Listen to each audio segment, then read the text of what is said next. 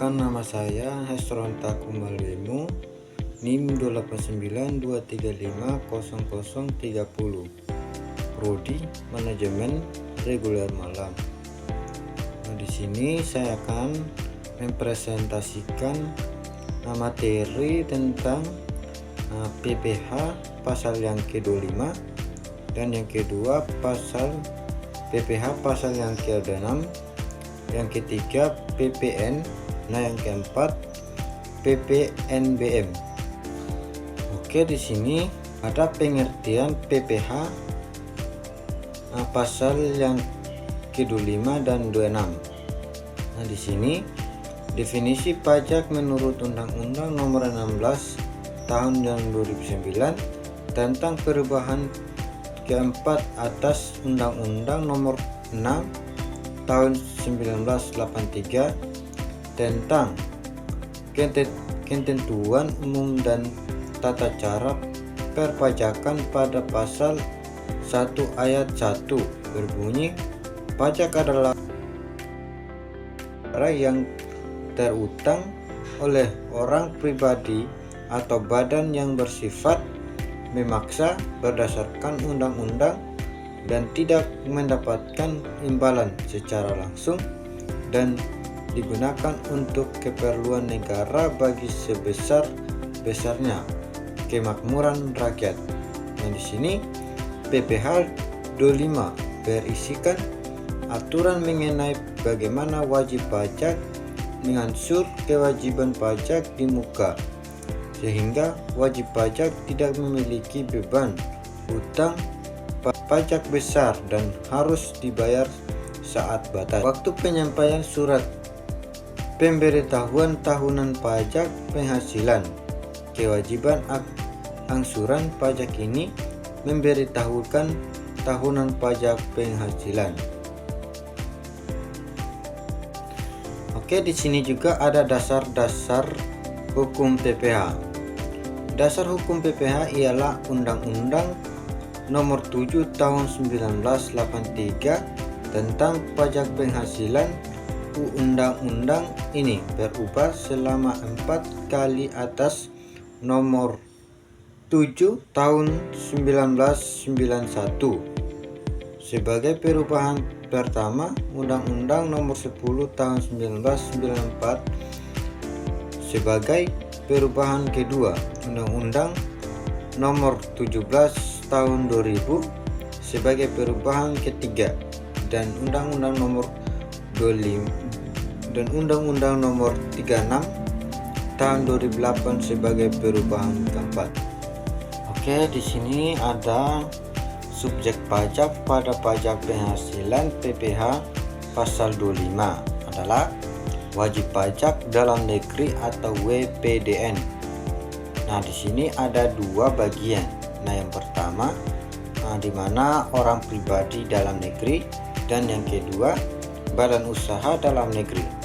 Nah, yang pertama, orang pribadi yang bertempat tinggal atau berada di Indonesia lebih dari 183 hari dalam periode 12 bulan atau yang berniat bertempat tinggal di Indonesia. Nah, mereka mencakup individu yang memperoleh penghasilan dari kegiatan usaha, pekerjaan, atau sumber lainnya di Indonesia, baik sebagai karyawan swasta atau profesi tertentu. Nah, orang pribadi ini wajib membayar angsuran pajak bulanan sebagai bagian dari kewajiban pajak tahunannya. Nah, yang kedua, badan usaha dalam negeri. Badan usaha atau entitas yang didirikan atau berkedudukan di Indonesia seperti perusahaan, perseroan terbatas, koperasi, persekutuan, yayasan, atau organisasi lain yang memperoleh penghasilan dari Indonesia. Nah, badan ini bisa mencakup perusahaan komersial, organisasi non-profit, maupun entitas lain yang memiliki kewajiban pajak sesuai aturan di Indonesia. Oke, di sini ada tarif untuk objek pajak penghasilan PPH pasal 25 dan 26. Nah, di mana PPH pasal 25 sebenarnya tidak ditetapkan tarif pajak yang berlangsung dikenakan pada penghasilan. Sebaliknya, PPH pasal 25 mengatur pembayaran angsuran pada penghasilan secara berskala bulanan oleh wajib pajak dalam negeri, baik orang pribadi maupun badan, sebagai cicilan atas perkiraan pajak yang akan terutang pada akhir tahun.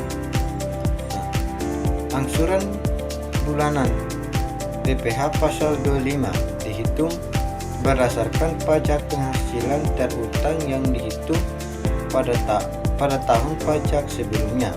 Mekanisme ini dirancang untuk membantu wajib pajak membayar kewajiban pajaknya secara tertahap sepanjang tahun, sehingga tidak terbebani dengan pembayaran pajak dalam jumlah besar sekaligus pada akhir tahun.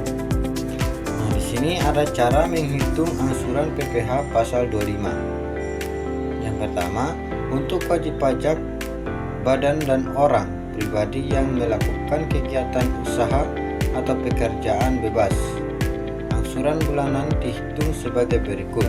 Nah, di sini ada angsuran PPH 25 sama dengan pajak penghasilan terutang pada tahun lalu atau kredit pajak per 12 bulan, di mana pajak penghasilan terutang tahun lalu adalah pajak penghasilan yang dihitung berdasarkan SPK tahunan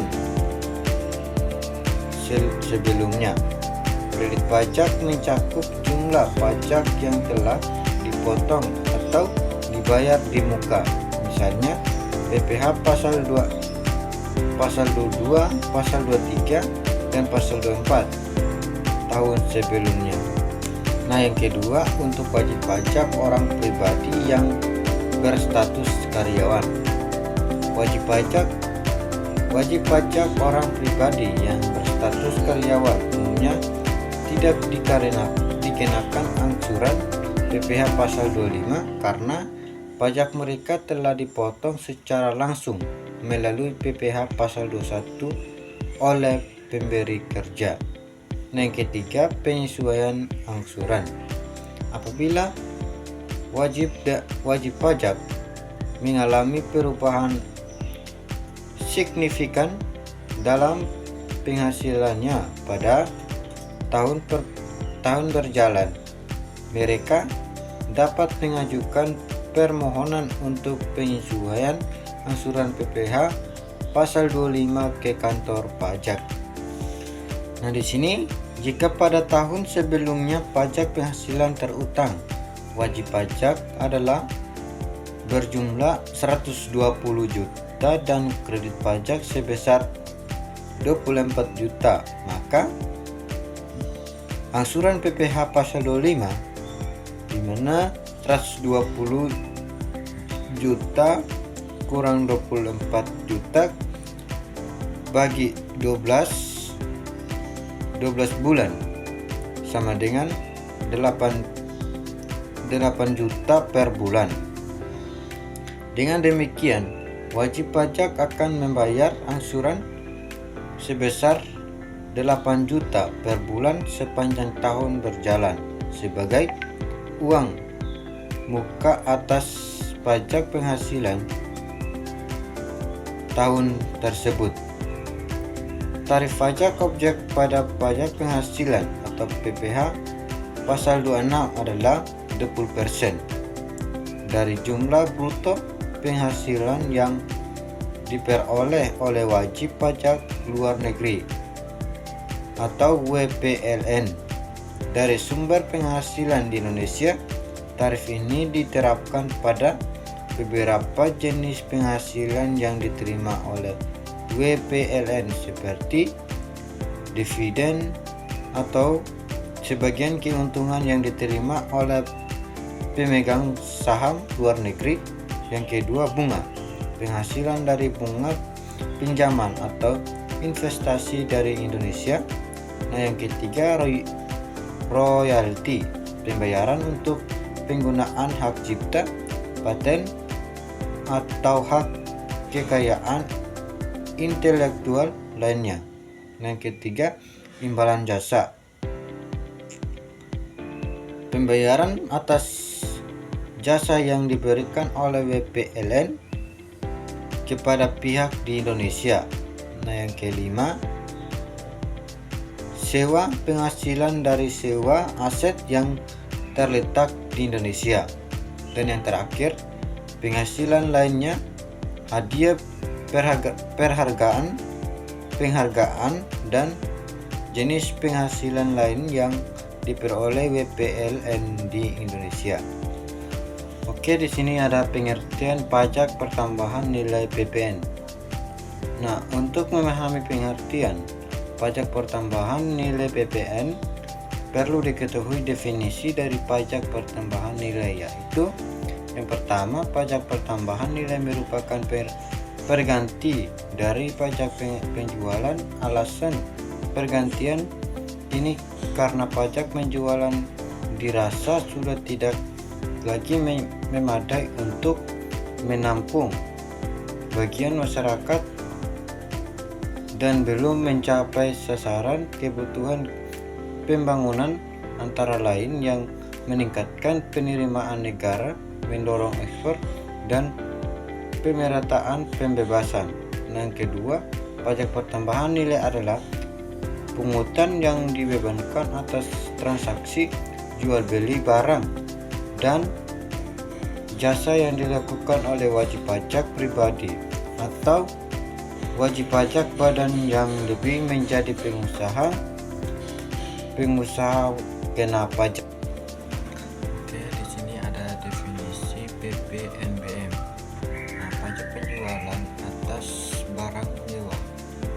Kategorinya adalah pajak pusat objektif atas konsumsi umum dalam negeri dan tidak langsung. Tujuan dari pajak ini adalah mengendalikan konsumsi masyarakat terhadap barang mewah, melindungi perusahaan barang mewah dalam negeri, serta menjamin penerimaan negara.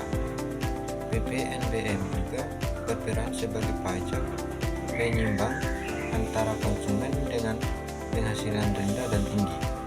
Pasal 5 ayat 1 dari Undang-Undang Nomor 42 Tahun 2009 mengatur bahwa PPNBM dikenakan pada penyerahan barang kena pajak yang tergolong mewah oleh pengusaha yang memproduksi barang tersebut di dalam daerah pabean. Oke, juga ada karakteristik dan ciri-ciri PPNBM. PPNBM memiliki beberapa karakteristik dan ciri-ciri yang penting. Nah, yang pertama, PPNBM bersifat selektif karena hanya dikenakan pada barang kena pajak atau BKP yang dianggap mewah dan bukan kebutuhan pokok. Nah, kedua, pajak ini yang dikenakan satu kali saat barang diserahkan kepada konsumen akhir. Yang ketiga, tarif PPNBM bersifat progresif. Semakin tinggi nilai barang, semakin besar tarif pajaknya. Selain itu, PPNBM bertujuan untuk mengendalikan konsumsi barang mewah dan sebagai instrumen fiskal yang memberikan penerimaan negara yang signifikan. Pemerintah juga dapat memberikan insentif pajak seperti pengurangan atau pembebasan pada barang tertentu. Penerapan PPNBM berbasis peraturan khusus yang diperbaharui sesuai kebutuhan melalui peraturan Menteri Keuangan atau PMK. Oke, di sini ada tarif PPNBM. Tarif PPNBM berbeda-beda bergantung pada jenis barang yang dikenaikan dan dikenakan pajak. Berikut adalah tarif PPNBM terbaru untuk beberapa barang. Yang pertama, kendaraan bermotor. Tarif berkisar 10% sampai 120% sesuai jenis dan kapasitas mesin. Kendaraan dengan mesin lebih besar dikenakan tarif lebih tinggi. Mobil mewah di atas 3000 cc bisa dikenakan tarif 125%, sedangkan kapasitas lebih rendah tarifnya lebih rendah. Di sini ada tarif hunian mewah. Tarif 20% dikenakan untuk rumah mewah, apartemen, dan hunian di atas harga tertentu, seperti hunian di atas 10 miliar. Kapal pesiar dan pesawat udara pribadi, tarif 50% sampai 75% untuk kapal pesiar dan pesawat pribadi yang dikonsumsi kalangan tertentu. Alat elektronik dan perhiasan mewah, tarif 20% hingga 40% dikenakan pada barang elektronik dan perhiasan mewah oleh masyarakat berstatus sosial tinggi. Senjata api dan peluru, tarif 50% untuk bersenjata api dan peluru yang digunakan untuk keperluan pribadi. Perbandingan tarif PPNBM dengan negara lain. AS dan Uni Eropa memiliki tarif lebih rendah antara 5% hingga 20%, tergantung jenis barang dan kebijakan fiskal masing-masing negara. Di sini ada studi kasus penerapan PPNBM pada sektor otomotif. Penerapan PPNBM di sektor otomotif Indonesia mengalami perubahan signifikan. Kebijakan insentif pada kendaraan tertentu seperti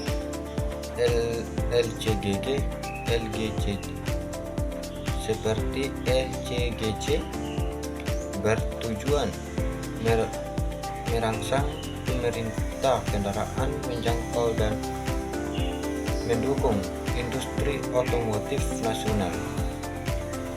Peningkatan penjualan mobil di Indonesia mencapai lebih dari 50% setelah penerapan insentif PPNBM. Toyota, Honda, Daihatsu, dan Mitsubishi melaporkan lanjutan penjualan terutama pada model-model terjangkau insentif. Ini membantu mengurangi dampak kenaikan harga kendaraan akibat inflasi dan sektor eksternal lainnya, sehingga peningkatan daya beli konsumen yang sebelumnya menunda pembelian kendaraan akhirnya mulai melakukan transaksi. Penurunan tarif PPNBM pada kendaraan murah berpenggerak 4x2 juga membantu mempercepat penjualan mobil dalam kategori harga menengah. Oke, demikian hasil presentasi saya mengenai materi PPh pasal 25 sama PPh pasal 26 dan juga PPN serta PPNBM. Semoga materi ini bermanfaat bagi kita semua. Terima kasih.